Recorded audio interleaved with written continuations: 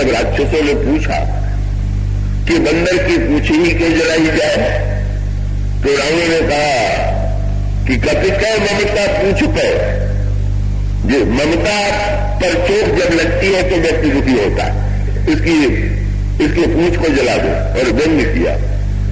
बोले ज्ञानी जो है इतना बड़ा बनता है, और ज्ञानी का लक्षण यह है कि ममता त्याग करें जिन ज्ञानी,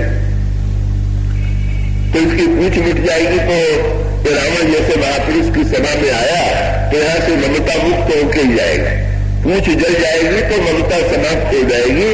ये हमारी ममता मिटाने आया था, मैं इसी की ममता मिटाई देता हूं। और फिर हनुमान जी ने बड़ा अनोखा खेल किया।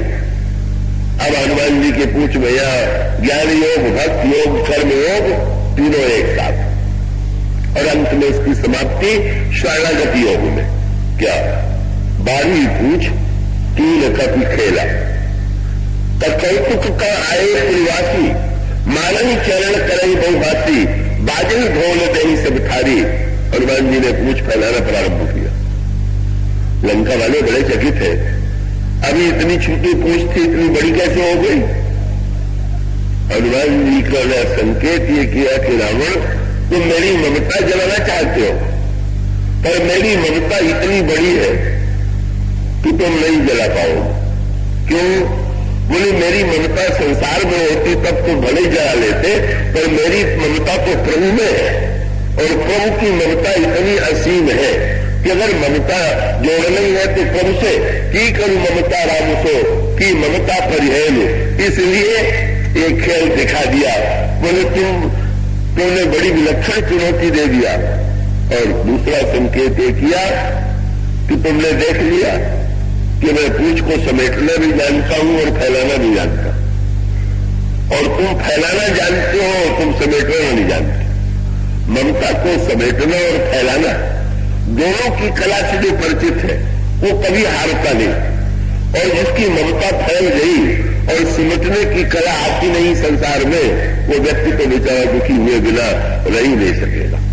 हनुमान जी ने महानतम ममता त्याग करें जिन ज्ञानी के संदर्भ में रावण को इस सत्य का साक्षात्कार कराया कि रावण सांसारिक ममता भले ही दुखदायी हो, पर प्रभु के चरणों में ममता, सबकर ममता त्याग बटोरी, मम पद बने बाडू बरडोरी।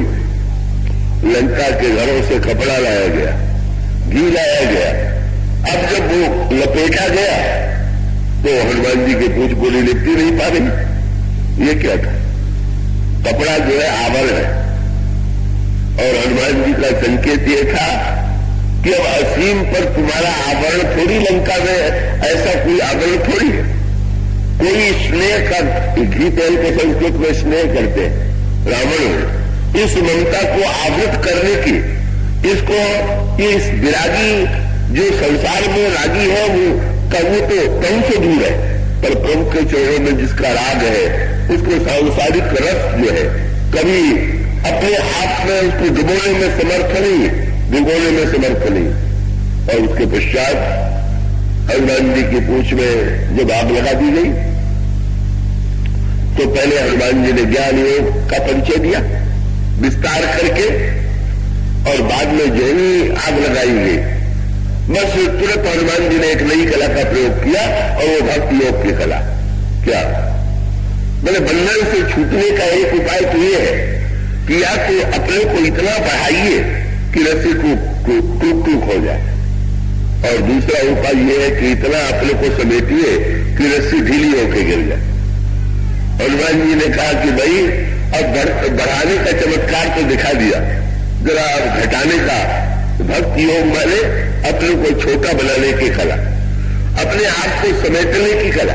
बस हनुमान जी ने नींबू की तुरंत अपने को ऐसा छोटा बनाया कि मेघनाथ का जो नाक पास का जो बंधन था तो वो बंधन ढीला होकर के गिर पड़ा, और गिर पड़ा तो उसके पश्चात हनुमान जी ने भक्ति योग के द्वारा मानो नाक पास से ऊपर निकल गए, और फिर अंत में कर्म योग का परिचय दिया।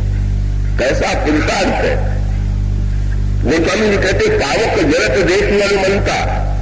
हनुमान जी ने तुरंत जो है तुरंत उन्होंने छलांग लगाई, और हरि प्रेरित कई अवसर गहे मनुत 49, बहे मनुत 49, अट्टहास परिगर्गा कपिबल नाग आकाश।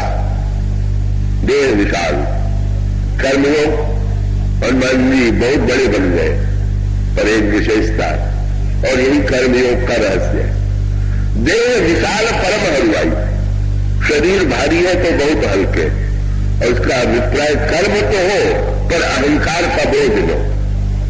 कर्तृत्व और अहंकार रहित हो करके बड़ा से बड़ा कर्म करके सारे प्रवृत्ति के लंका दुर्ग को हनुमान जी ने क्षण भर में जला दिया।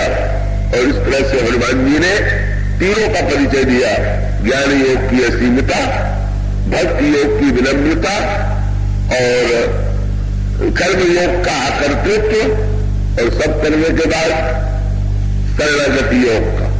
क्या कूद पड़ा पुरी शून्य में जारी, समुद्र में कूद पड़े और पूछ बुझाई, कोई श्रम धरी लघु रूप हो, और जनक सीता के आगे ठाड़ भय उतर वो।